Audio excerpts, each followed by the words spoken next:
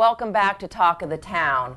Well, New Year's resolutions are on the horizon, and for me personally, the first thing I want to do is lose a couple of pounds, but I want to do it healthy. So with us today, I have Glenn Kerrigan, personal trainer with Progressive Health and Fitness, and he's going to help us on our journey to doing just that. Welcome to the show. Thank you very much. Glenn, it's tough to stay on track with the New Year's resolution. So you have some tips? Sure, absolutely. One of the things that we recommend people do is they set SMART goals.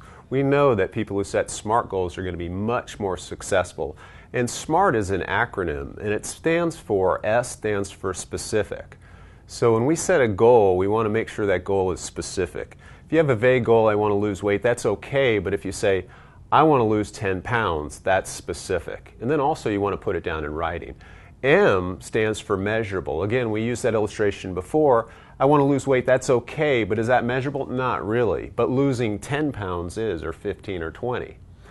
And then A stands for action-oriented, and this is where I as a trainer can help someone. So for example, someone wants to lose 10 pounds, what action steps do they need to do? They need to exercise a little bit more. They may need to cut their calories, 250 calories a day. So that's an example of an action step.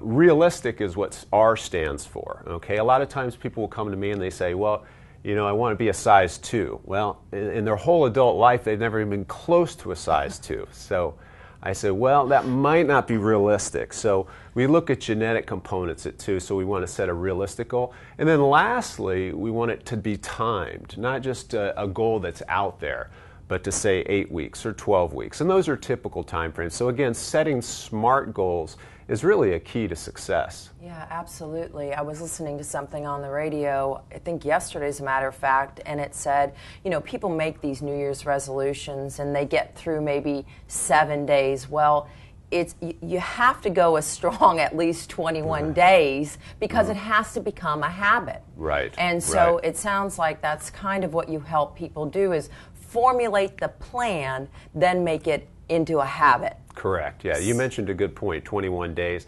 And there's different rules of thought of how long it takes to become a habit, but you do have to be specific. And one other tip to help people stay motivated is when you have an important appointment, what do? You put it down in your book. Absolutely. So I encourage people to make an appointment, and that's why people who work with trainers are much more successful on their health and fitness journey than people who don't, is because they have an appointment. They're paying somebody. They're going to be there at whatever time they say. So even if you don't have a trainer, I strongly recommend putting it down, making a date to exercise. Right, exactly. So as far as trainers go, I guess I'm thinking a lot of people in their mind go, well, that's kind of expensive. So how do I make this all work? Sure. Well, we have a variety of different packages, okay, and a variety of different budgets. But before I even talk about that, as I ask people, and I've seen a lot of people who have had heart attacks or strokes, and if you look at the costs of those things, I mean, it's just astronomical. But I do understand that personal training can be expensive. So, for example, we have different packages. For example, Shelley Hudson and Holly Wright at the Center for Health, Fitness, and Sports Performance are doing a group cooking, a group nutrition, and then a group personal training course, which because it's in larger numbers, the cost is much, much less. But you still get those important points, which are accountability and instruction. So those are some things that you can do. You can get in groups or group personal training classes, and that's a way to keep the cost down rather than just doing it one-on-one, which is great, but I realize that that might not be in everyone's budget. Right. You know, I also kind of like the group idea because even though you're not actually supposed to be, maybe there's a little bit of competitiveness, and you're always kind of watching the other person, and you know, and a lot of times you learn something from someone else too, how they're doing it. They may be doing something a little bit differently, and I think a group thing is not a bad idea. And the whole combination of nutrition and learning how to cook and how to eat, and then you know what exercises. And speaking of exercises, I mean, are there specific exercises for weight loss? Okay. Well, first off, one thing you mentioned is nutrition. And while nutrition isn't an exercise, it's definitely key. It's an absolutely imperative part of a weight loss strategy. So it's over 50%, and then it depends on the person too. It may be well over 50%, but it is key for weight loss. But getting to exercises, sure, there are. We want to engage in cardiovascular exercise. That's the treadmill, the bike, running, things like that. Because that's going to burn a lot of calories. But one thing that a lot of people neglect, they say, I want to lose weight, and they don't incorporate strength training. Well, what happens is when they just incorporate cardiovascular exercise, they may lose some weight, but they also might lose some muscle. And the last thing we want to do when we want to lose fat, and that's everyone's goal is to lose fat, is we want to perform strength training.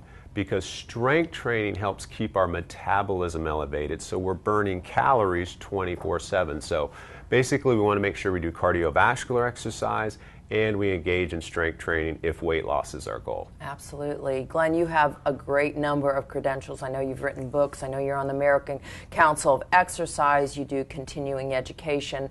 All of those are such wonderful attributes, and you give those to obviously your clients, which is marvelous. You are at the center, and I'm going to let you just give a little information about how people would get a hold of you and how you can help them. Sure. The Center for Health, Fitness, Sports Performance is located on the corner of Matthews Drive and Marshland Road, and their phone number is 843-842-3359. Progressive Health and Fitness, which is myself and my wife, we perform personal training services inside of the center, and we can be reached at 843-298-0848. Okay, terrific. Well, obviously there's no time to waste, and the sooner people get started and get the SMART plan, they'll be ready to rock and roll, and before they know it, the summer's here, and they're going to look great and feel great. Glenn, thank you for joining us today. My pleasure. And thank you for joining us. We'll be right back on Talk of the Town.